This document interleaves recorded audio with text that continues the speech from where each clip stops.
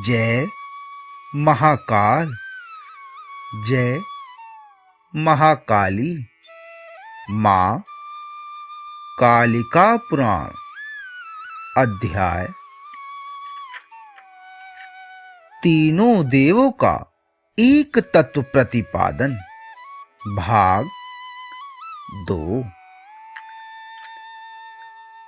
हे द्विज सत्तमो, भगवान शंभु के द्वारा श्री ब्रह्मा जी को मारने के लिए त्रिशूल के उद्यमित करने पर अर्थात उठाए जाने पर मरीचि और नारद आदि सब उस समय में हाहाकार करने लगे थे। प्रजापति दक्ष, ऐसा मत करो, ऐसा मत करो कहते हुए संकित होते हाथ को उठाकर शीघ्र ही आगे समागत होकर भूतेश्वर प्रभु को निवारित किया था। इसके उपरांत उस समय में श्री महेश्वर ने दक्ष को मलिन देखकर भगवान विष्णु की वाणी को स्मरण कराते हुए यह प्रिय वचन बोला था। भगवान ने कहा, हे विपेंद्र, श्री नारायण ने जो इस समय में कहा था, हे प्रजापते, वह यहां पर ही मैंने भी अंगीकार किया था। जो भी इस सती को काम वासना की अभिलाषा से युक्त होते हुए देखता है, उसको आप मार डालेंगे। मैं इस वचन को इसका हनन करे सफल करता हूं। श्री ब्रह्मा जी ने अभिलाषा अर्थात काम वासना की इच्छा से समन्वित होकर क्यों सती का अवलोकन किया था? वह तेज के त्याग करने वाले हो गए थे, इसी से उसका हनन मैं करता हूं, क्योंकि वे अपराध करने वाले हैं। श्री मार्कंडेय मुनि जी ने कहा, इस रीति से बोलने वाले उनके आगे स्थित होकर भगवान विष्णु ने बड़ी शीघ्रता की थी। समस्त जगत के प्रभु ने उनको मारने का निवारण करते हुए यह वचन कहा था। श्री भगवान ने कहा कि हे भूतेश्वर, जगतों के सर्जन करने वाले और परम श्रेष्ठ ब्रह्मा जी का हनन नहीं करोगे, क्योंकि इन्होंने ही आपको भार्या के लिए सती को परिकल्पित किया था। हे शंभो, यह चतुर्मुख ब्रह्मा जी प्रजाओं के सृजन करने के लिए प्रादुर्भूत हुए थे। इनके मारे जाने पर जगत का सृजन करने वाला अन्य कोई प्राकृत नहीं है।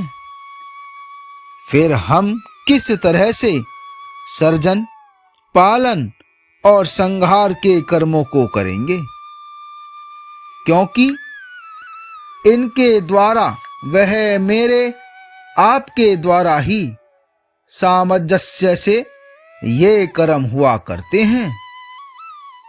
एक के ही निहित हो जाने पर इनमें कौन है जो उस कर्म को करेगा? हे वृषभध्वज, इस कारण से आपके द्वारा विधाता वध करने के योग्य नहीं है। ईश्वर ने कहा, मैं इन चतुर्नानन ब्रह्मा जी को मारकर अपनी प्रतिज्ञा को पूर्ण करूंगा। बाकी रही प्रजा सर्जन की बात, सो मैं अकेला ही प्रजाओं का जो भी स्थावर और जंगम है सर्जन कर दूंगा।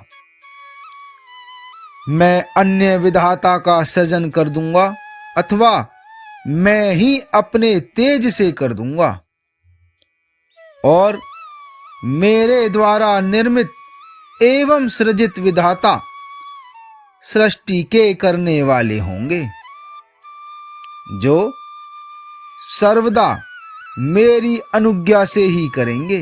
हे विभो, मैं ही उसको मारकर अर्थात ब्रह्मा का वध करके अपनी प्रतिज्ञा का पालन करते हुए हे चतुर्भुज एक सृजन करने वाले का सृजन करूंगा।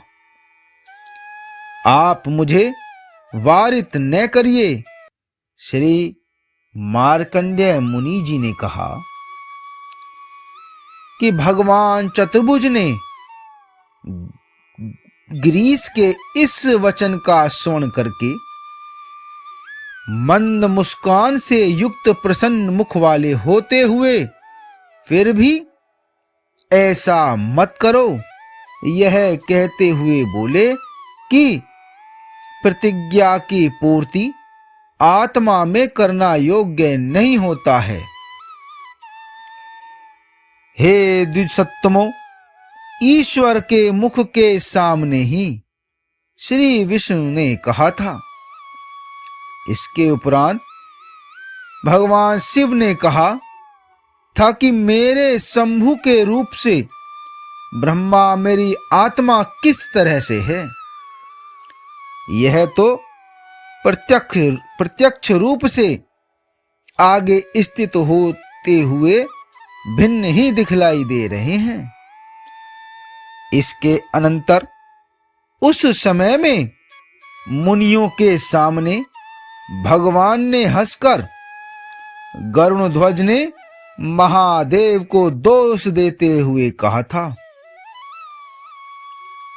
श्री भगवान ने कहा, ब्रह्मा जी आपसे भिन्न नहीं हैं और न शंभु ही ब्रह्मा जी से भिन्न हैं, और दोनों से मैं भी भिन्न नहीं हूं। यह हम तीनों की अभिन्नता तो सनातन अर्थात सदा से ही चले आने वाली है। भाग अभाग स्वरूप वाले प्रधान और अप्रधान का ज्योतिर्मय का मेरा भाग आप दोनों हैं और मैं असंख्य हूं। कौन तो आप हैं, कौन मैं हूं, कौन ब्रह्मा है, वे तीनों ही परमात्मा मेरे ही अंश हैं। सृजन, पालन और संहार के कारण ये भिन्न होते हैं। आप अपनी आत्मा में ही संस्तव करो। ब्रह्मा, विष्णु और शंभु को एकत्रित हुए हृदयत करो।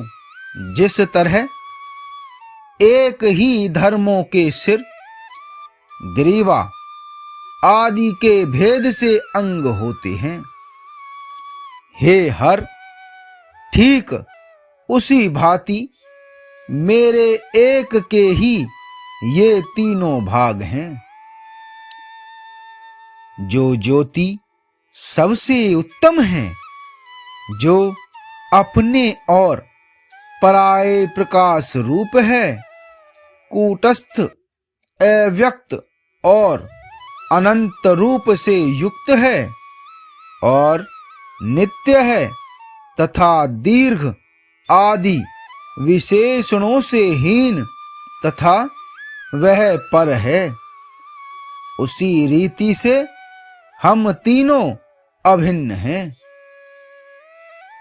श्री मार्कंडेय मुनि जी ने कहा, उन भगवान के इस वचन को श्रवण करके महादेव विमोहित हो गए थे।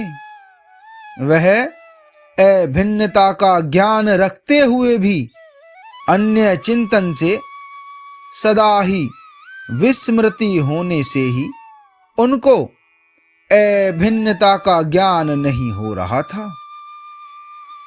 उन्होंने फिर भी गोविंद से त्रिभेदियों की अभिन्नता को पूछा था। ब्रह्मा, विष्णु और त्र्यंबकों का और एक का विशेषक को पूछा। इसके अनंतर पूछे गए नारायण ने शंभु से कहा था और तीनों देवों का अन्यता और एकता को प्रदर्शित किया था।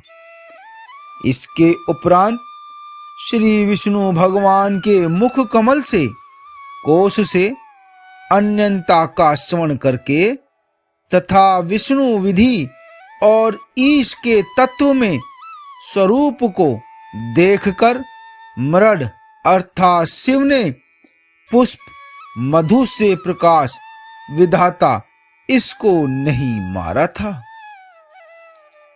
आगे का अगला अध्याय तीनों देवों का अन्य तत्व। जय महाकाल, जय महाकाली।